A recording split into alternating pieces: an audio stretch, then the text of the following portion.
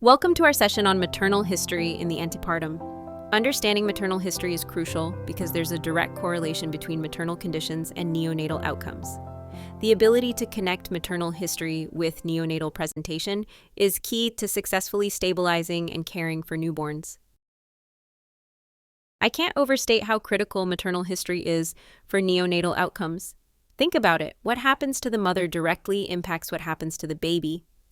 As a neonatal nurse practitioner, your ability to understand these connections will be absolutely crucial for that initial stabilization when a baby arrives. Throughout this presentation, we'll cover several major areas: hypertensive disorders, which, by the way, is the most common complication in pregnancy, cardiac and pulmonary conditions, diabetes, infectious diseases, medication effects, substance exposure, and fetal testing.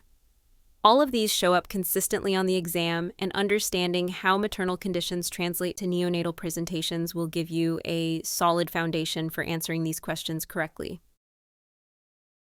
Hypertension is actually the most common complication we see in pregnancy, and it's a leading cause of maternal and neonatal morbidity and mortality in the U.S.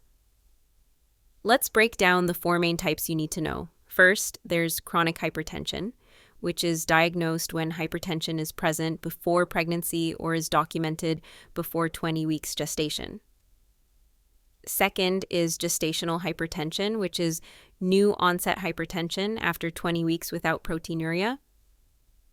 Third is preeclampsia, which is new hypertension after 20 weeks with either proteinuria or signs of end organ damage. And finally, chronic hypertension with superimposed preeclampsia, which has the worst outcomes for both mother and baby. The classification is important because the neonatal risks and management strategies vary significantly between these types. Preeclampsia is definitely a high-yield topic for the exam.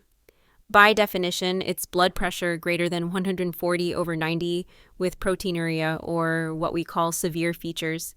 These severe features include blood pressure above 160/110, thrombocytopenia, elevated liver enzymes, renal insufficiency, pulmonary edema, or central nervous system symptoms like visual disturbances or severe headaches. There are several risk factors you should know. Race can play a role. African American and Native American women have higher rates of severe preeclampsia. Obesity is another significant risk factor, with risk increasing as BMI increases. Multiple gestation pregnancies also tend to develop preeclampsia earlier and more severely than singleton pregnancies. For treatment, magnesium sulfate is the drug of choice for preventing seizures in eclampsia. Now, for the neonatal effects, and this is what you'll be asked about most frequently, preeclampsia often leads to intrauterine growth restriction, increased risk of preterm birth, and some babies will have thrombocytopenia or neutropenia that typically resolves on its own. There are several risk factors you should know. Race can play a role. African American and Native American women have higher rates of severe preeclampsia. Obesity is another significant risk factor, with risk increasing as BMI increases. Multiple gestation pregnancies also tend to develop preeclampsia earlier and more severely than singleton pregnancies. For treatment, magnesium sulfate is the drug of choice for preventing seizures in eclampsia.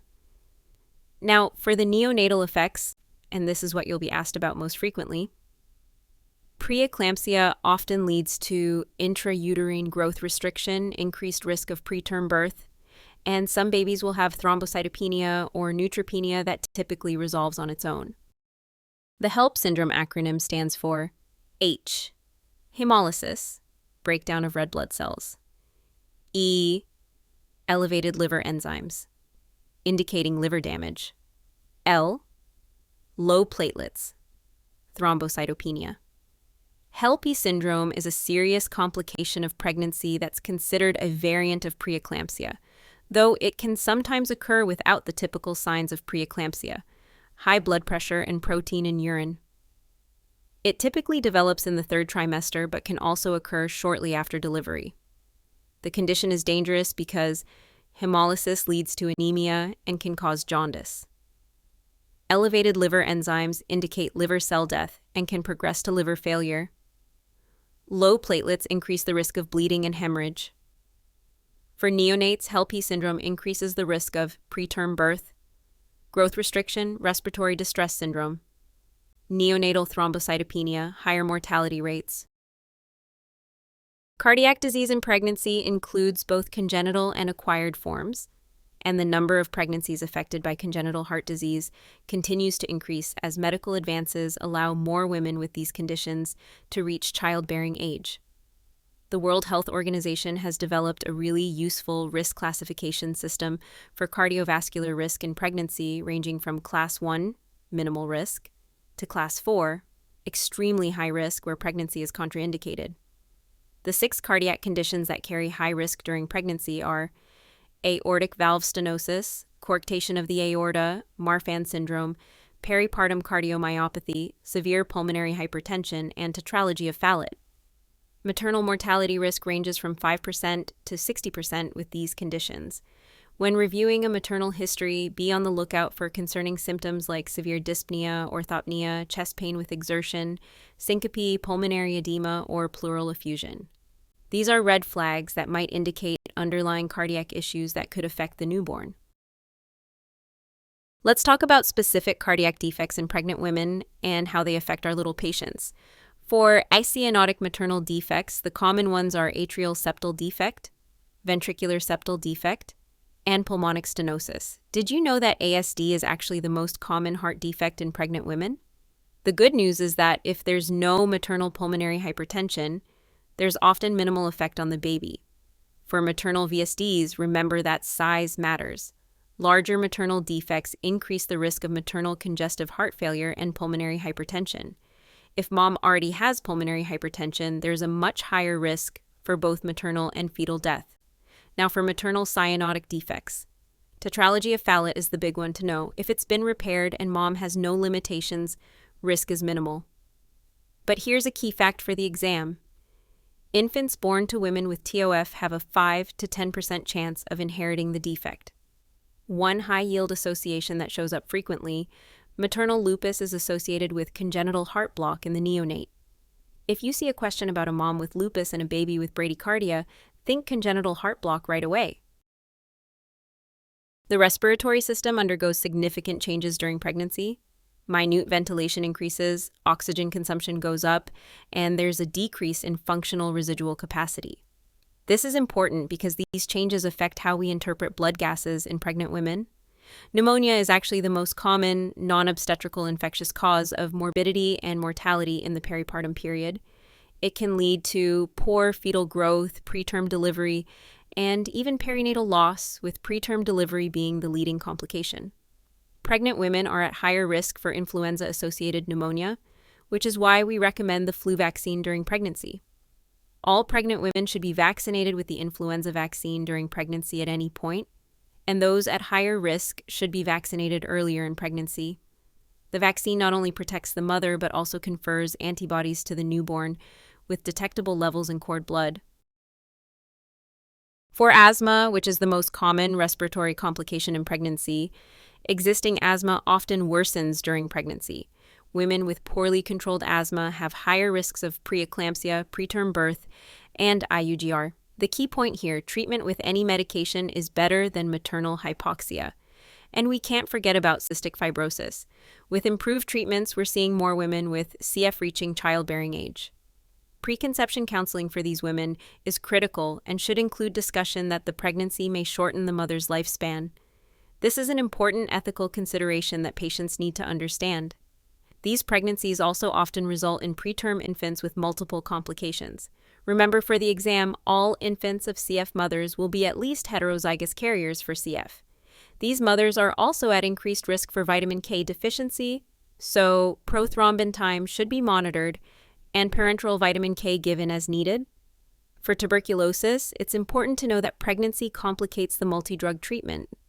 Active TB at delivery is an indication to separate mom and baby to prevent transmission. Diabetes in pregnancy comes in 2 main flavors: pre-existing, either type 1 or type 2, and gestational diabetes. The pathophysiology changes throughout pregnancy, which is fascinating. In early pregnancy, there's beta cell hyperplasia and increased insulin production, creating a relative hyperinsulinism that allows for increased fat deposition. This, combined with morning sickness, increases the risk for hypoglycemia. Later in pregnancy, the picture shifts dramatically with accelerated growth and increasing levels of diabetogenic hormones like cortisol, estrogen, progesterone, and human placental lactogen. For treatment, diet and nutrition counseling are always considered the first line of treatment. When medications are needed, insulin has been studied extensively in pregnancy and is known to be safe since it doesn't cross the placental barrier. Oral medications like metformin and glyburide have become increasingly popular as more studies have demonstrated their safety, though insulin remains the gold standard for many situations. Here's a critical fact for the exam. Pre-existing diabetes that's poorly controlled can result in a threefold increase in congenital malformations compared to women without diabetes. A pre-pregnancy HbA1c greater than 10% puts the baby at highest risk. Fetal surveillance is more intensive for poorly controlled diabetes, and timing of delivery depends on glycemic control and the results of that surveillance. It's no longer recommended to routinely deliver before 40 weeks. We now base that decision on individual factors. Remember that there are more women with type 2 diabetes in pregnancy now than with type 1, which is a shift from what we used to see. The maternal complications of hyperglycemia include polyhydramnios, hypertension, and increased risk of infections like UTIs, pyelonephritis, and familial vaginitis. There's also increased risk for retinopathy, nephropathy, and vascular disease. But let's focus on the neonatal complications, since that's what you'll be dealing with. Babies of diabetic mothers are at risk for being large for gestational age due to a specific mechanism. Maternal hyperglycemia leads to increased glucose transfer across the placenta. Since insulin doesn't cross the placenta, the fetus must produce its own insulin to handle this glucose load, resulting in fetal hyperinsulinism. This hyperinsulinism acts as a growth factor, promoting excessive growth and fat deposition. Polyhydramnios occurs because the fetal hyperglycemia causes osmotic diuresis, leading to increased fetal urination and therefore increased amniotic fluid volume. These babies are more likely to have respiratory distress syndrome because hyperinsulinism inhibits surfactant release. Congenital malformations are more common, especially cardiac defects, which actually account for 40 to 50% of all diabetes-associated anomalies. These babies are also at high risk for metabolic disorders after birth. Hypoglycemia is the classic one, but also hypocalcemia and hypomagnesemia. They may develop polycythemia and hyperbilirubinemia, and are at higher risk for birth injuries due to their larger size. Let me expand on hypoglycemia in infants of diabetic mothers and connect it back to hyperinsulinemia. When we talk about hypoglycemia in babies born to mothers with diabetes, we're seeing the direct consequence of fetal hyperinsulinism. Here's what happens. During pregnancy, the mother's high blood glucose levels constantly cross the placenta, but her insulin doesn't. The fetus responds by producing more insulin to handle this glucose load. At birth, this connection is suddenly cut off. The baby no longer receives the high glucose supply from mom, but their pancreas is still producing high levels of insulin. This creates a dangerous mismatch. Their little bodies are still breaking down glucose at a rapid rate because of all that insulin, but they're no longer getting the glucose influx they're used to. The result is a precipitous drop in blood sugar levels, often within the first hours after birth. These babies can become symptomatic quickly, with jitteriness, poor feeding, lethargy, and, in severe cases, seizures. That's why we monitor glucose levels closely in these infants, and often need to provide supplemental glucose, either orally or intravenously. What's particularly interesting is that this hypoglycemia is transient. It typically resolves within 24 to 48 hours, as the baby's pancreas adjusts to normal glucose levels. But during that critical window, careful monitoring and management are essential to prevent neurological damage. These babies are also at high risk for metabolic disorders after birth. Hypoglycemia is the classic one, but also hypocalcemia and hypomagnesemia. They may develop polycythemia and hyperbilirubinemia and are at higher risk for birth injuries due to their larger size.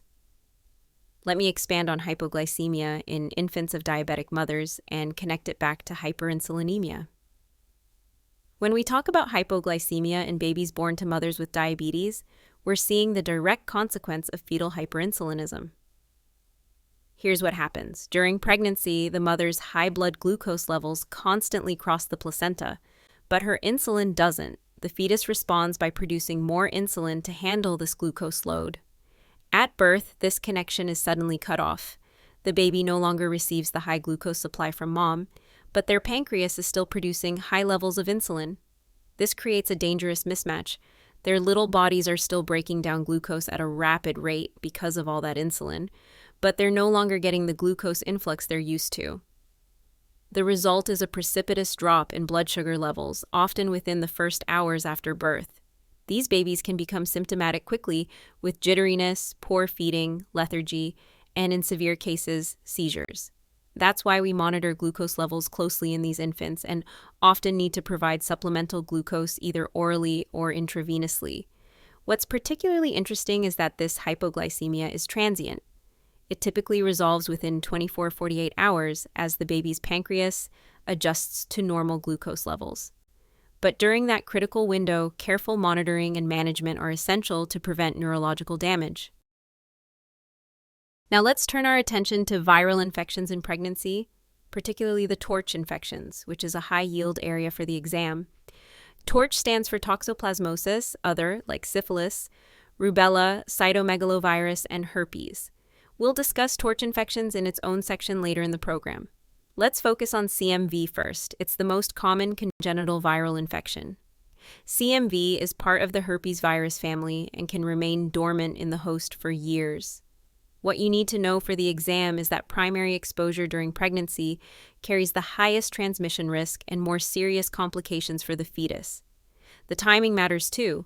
Congenital infection risk is highest in the third trimester, but the damage is usually worse with first trimester infections. For testing CMV in the baby, timing is crucial. Testing of the neonate within the first 3 weeks of age is important to determine when the infant was exposed. Positive test results prior to 3 weeks of age represent an in utero infection, while positive test results after 3 weeks could represent infection from the birth canal or via breast milk. Diagnosis is typically made by viral culture or polymerase chain reaction, PCR, with the highest concentration of virus found in plasma, urine, saliva, and breast milk. For herpes simplex virus, the critical factor is timing. Primary infection late in pregnancy places the baby at highest risk of transmission. That's why we perform cesarean sections when active genital lesions are present at delivery. For hepatitis, remember that types B, D, C, and G are associated with perinatal transmission, while hepatitis A and E typically are not. For hepatitis B, maternal antenatal therapy with tenofovir effectively reduces perinatal transmission. Chickenpox or varicella during pregnancy is definitely worth understanding for the NNP exam. If a mother contracts varicella during pregnancy, there's about a 1-2% risk of congenital varicella syndrome when infection occurs in the first 20 weeks, with the most severe effects happening between weeks 13 to 20. The syndrome typically presents with skin scarring, limb hypoplasia, eye abnormalities, and neurological problems. For treatment, acyclovir is considered safe during pregnancy and helps prevent varicella pneumonia in the mother. Importantly, varicella infection itself hasn't been linked to increased risk of other birth defects beyond the congenital syndrome. Now for vaccine considerations, this is a key exam point. The varicella vaccine is contraindicated during pregnancy. Administration during pregnancy or within 3 months of conception has been associated with increased birth defect risk. Women should wait at least a month after vaccination before trying to conceive. If a susceptible pregnant woman is exposed to varicella, she should receive varicella zoster immune globulin within 96 hours. And remember, babies born to mothers with active varicella around delivery time are at particularly high risk for severe infection, so they'll need special attention and possibly prophylactic treatment. I guarantee you will see multiple questions on substance use in pregnancy. The timing of withdrawal symptoms is critical to know for the exam. For heroin, withdrawal typically appears within 24 to 48 hours after birth. With methadone, it shows up later, usually around 2 to 3 days. With cocaine, effects appear earlier, within 12 to 24 hours after birth. The classic symptoms of neonatal abstinence syndrome include irritability, tremors, high-pitched cry, poor feeding, increased muscle tone, and an exaggerated Moro reflex. For treatment, morphine or buprenorphine are typically first line for opioid withdrawal. Each substance has different long-term effects too. For instance, methadone exposure is associated with increased SIDS risk and can cause withdrawal symptoms lasting up to 4 weeks, much longer than heroin. This is definitely an area where you'll want to be familiar with the specific timing and presentations. Fetal alcohol syndrome is a distinct pattern of abnormalities caused by maternal alcohol consumption during pregnancy. The characteristic facial features are thin upper lip, absent philtrum, that's the groove between the nose and upper lip, and mid-face hypoplasia. The exam often asks you to identify these features. FAS is associated with cardiac defects, with ventricular septal defect being the most common. Unlike some other conditions that cause asymmetric growth restriction, alcohol typically causes symmetric IUGR, meaning proportionate reduction in all measurements. The long-term issues include neurocognitive impairment and developmental delays, which can persist throughout life. An important point to remember, there is no established safe amount of alcohol consumption during pregnancy.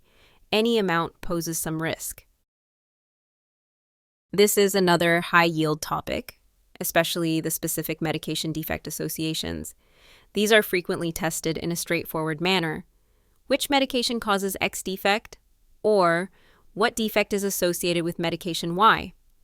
The most commonly tested associations are valproic acid, an anticonvulsant, causes neural tube defects. Lithium is associated with Ebstein's anomaly of the heart. NSAIDs can cause premature ductal closure and persistent pulmonary hypertension of the newborn. SSRIs are linked to persistent pulmonary hypertension. Carbamazepine, another anticonvulsant, also causes neural tube defects. ACE inhibitors lead to renal tubular dysgenesis. The critical period for most teratogens is during organogenesis, around 4 to 10 weeks of pregnancy. Memorizing these specific associations will definitely help you on the exam. Autoimmune conditions in pregnancy can have significant effects on the newborn. The highest yield association here is maternal lupus, which can cause congenital heart block and neonatal lupus in the baby. This is probably the most frequently tested autoimmune condition on the exam. Maternal myasthenia gravis can lead to transient neonatal myasthenia characterized by hypotonia, poor feeding, and weak cry. These symptoms are caused by the transfer of acetylcholine receptor antibodies from mother to fetus. Antiphospholipid syndrome increases the risk of thrombosis, pregnancy loss, and intrauterine growth restriction. Women with this condition are often treated with heparin and low-dose aspirin during pregnancy. For the timing of presentation, most neonatal manifestations of maternal autoimmune conditions appear within the first 12 to 48 hours after birth. This is important for early recognition and management. Let's talk about blood disorders in pregnancy, which can significantly impact both mom and baby. The most common types of anemia you'll see are iron deficiency, megaloblastic anemia, usually from folate deficiency, sickle cell disease, and thalassemia. Maternal anemia, particularly when hemoglobin is less than 8.5 in early pregnancy, is associated with preterm birth. In severe cases, when hemoglobin drops below 6.8, maternal oxygen delivery to the fetus decreases significantly. Conversely, elevated hemoglobin above 14.5 is linked to stillbirth and SGA infants. The fetus tries to adapt to maternal anemia in several ways: increasing placental blood flow, redistributing blood within fetal organs, ramping up RBC production, and decreasing the diffusing distance for oxygen across the placenta. Despite these adaptations, maternal anemia can still lead to decreased fetal growth and increased mortality. For sickle cell disease, the key issue is that sickled cells obstruct blood flow in the microvasculature, particularly in areas with slow flow and high oxygen extraction, like the placenta. This leads to placental infarction and fetal hypoxia. For thalassemia, the severity depends on which genes are affected. If all 4 alpha genes are missing, the fetus can develop hydrops fetalis and often doesn't survive.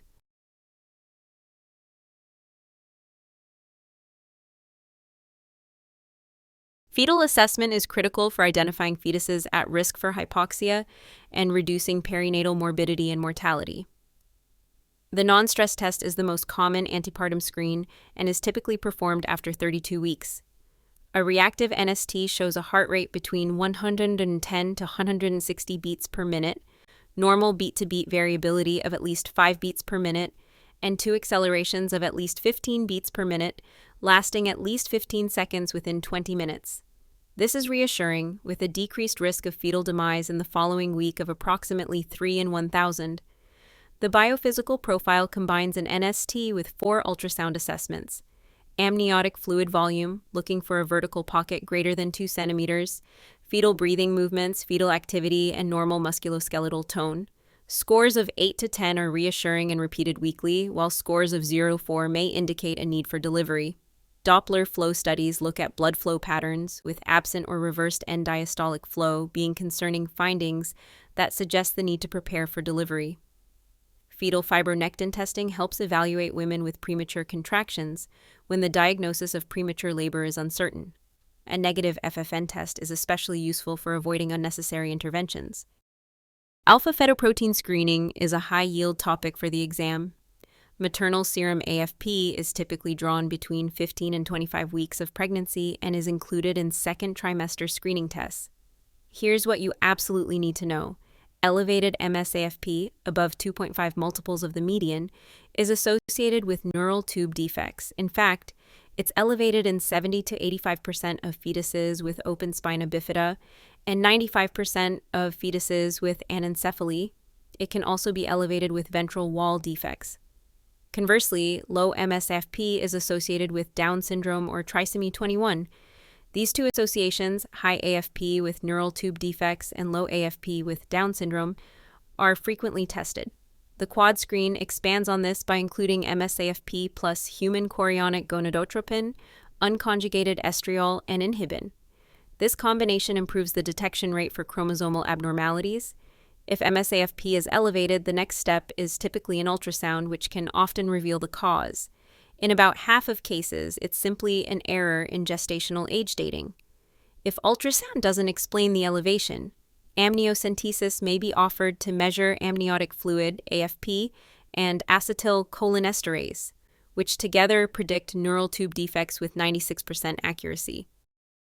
Intrauterine growth restriction is a key topic for the exam, especially the distinction between symmetric and asymmetric patterns. Symmetric IUGR means there's a proportionate reduction in all fetal measurements. This typically results from early insults like congenital infections, genetic disorders, or early placental problems. Asymmetric IUGR, also called head sparing or brain sparing, occurs when the head continues to grow normally while the body is affected. This pattern typically results from placental insufficiency later in pregnancy. The fetus preserves blood flow to the brain at the expense of other organs. IUGR infants commonly develop several complications: hypoglycemia due to low glycogen stores, polycythemia, a compensatory response to chronic hypoxia, hypothermia due to low body fat, and neutropenia. They're also at higher risk for long-term neurodevelopmental issues. Several maternal conditions are associated with IUGR, including hypertensive disorders, smoking, lupus, and antiphospholipid syndrome. For the exam, be ready to recognize these associations and understand the different patterns of growth restriction they tend to cause. Antenatal corticosteroids are a game changer for premature infants. The timing of administration is absolutely critical. They're most effective when given within 7 days of delivery. This is a frequently tested fact on the exam. The benefits for preterm infants are substantial and multi-system. First, they accelerate fetal lung maturity by increasing surfactant production, which significantly reduces respiratory distress syndrome. Beyond the lungs, they strengthen the blood vessels in the brain, reducing the risk of intraventricular hemorrhage by as much as 40 to 50%. They also protect the intestines, cutting the risk of necrotizing enterocolitis, and overall decrease mortality rates by about 30 to 40%. An interesting benefit that sometimes appears on the exam is that antenatal steroids reduce the incidence of patent ductus arteriosus. They also help stabilize blood pressure in preterm infants and may reduce the need for vasopressors in the first days of life. However, there are concerns about repeated courses. While a rescue course might be given if the first course was more than 7 days ago and the woman is still at risk for preterm delivery, regular repeated courses aren't recommended because they've been associated with fetal growth impairment and potential neurodevelopmental concerns. For the exam, focus on the optimal timing window and the multiple benefits beyond just lung maturation. Remember that while one course is clearly beneficial, the risks and benefits of repeated courses are more complex and continue to be studied. Group B strep screening is pretty straightforward but comes up consistently on the exam. The key fact that gets tested repeatedly is the timing. Screening happens at 35 to 37 weeks of pregnancy, not earlier, not later. This specific time frame matters because colonization status can change over time. Another high-yield point: what constitutes adequate intrapartum prophylaxis? You need at least 2 doses of antibiotics before delivery for it to be considered adequate protection for the newborn. A mom who receives just 1 dose before delivery doesn't qualify as adequately treated. Penicillin G is the antibiotic of choice for GBS prophylaxis. For penicillin-allergic patients, there are alternative protocols, but the first-line treatment is always penicillin G if the patient can tolerate it. These might seem like simple facts, but they show up as direct knowledge questions on the exam, so make sure you have them down cold. The question might be as straightforward as, when is GBS screening performed during pregnancy? Or what constitutes adequate intrapartum GBS prophylaxis? Here's a high-yield fact that's frequently tested. IgG is the only immunoglobulin that crosses the placenta. Not IgA, not IgM, only IgG. This explains why Rh hemolytic disease occurs. The maternal IgG antibodies cross the placenta and attack the fetal red blood cells. The placenta functions as a selective filter, not just a passive barrier. It actively regulates what substances can pass from maternal to fetal circulation. Simple diffusion is the major mechanism for transfer, especially for gases, water, and many small molecules. For glucose, it's a bit different. Maternal glucose crosses the placenta easily, which is why maternal hyperglycemia leads to fetal hyperglycemia, triggering fetal hyperinsulinemia. This mechanism explains why infants of diabetic mothers are often large for gestational age. Understanding these transfer mechanisms helps explain the pathophysiology of various diseases that affect the fetus based on maternal conditions. Expect questions that test your understanding of not just what crosses, but how it affects the fetus. Let's step back and look at the big picture. Maternal substance use is definitely the most tested topic in this section. Know your withdrawal timings and specific effects cold. Medication teratogens are another high-yield area. Those specific associations, valproic acid with neural tube defects, lithium with Epstein's anomaly, are directly tested and you need to know them. For infectious diseases, focus on the torch infections and their characteristic manifestations. Know that CMV is the most common congenital viral infection, and that herpes transmission risk is highest with primary infections near delivery. With maternal medical conditions, concentrate on understanding how they affect the neonate.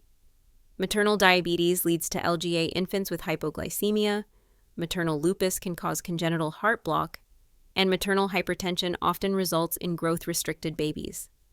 For fetal assessment, make sure you know how to interpret the common tests, especially the key thresholds for normal versus abnormal results.